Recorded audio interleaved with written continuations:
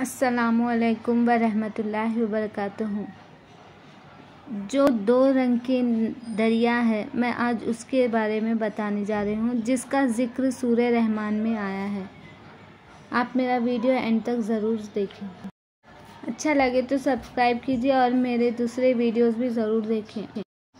औज़ु बिल्लाहि मिनश शैतानिर रजीम, बिस्मिल्लाहिर रहमानिर रहीम।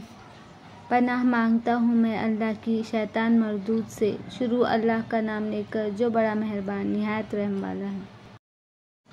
मरजल बहरैनि यल्तक़ियान बैनहुमा बरज़ख़ुन ला यबग़ियान फ़बिअय्यि आलाइ रब्बिकुमा तुकज़्ज़िबान।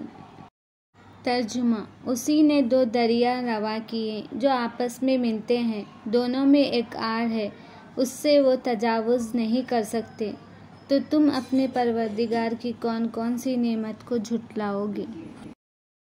He has let free the two bodies of flowing water meeting together. Between them is a barrier which they do not transgress.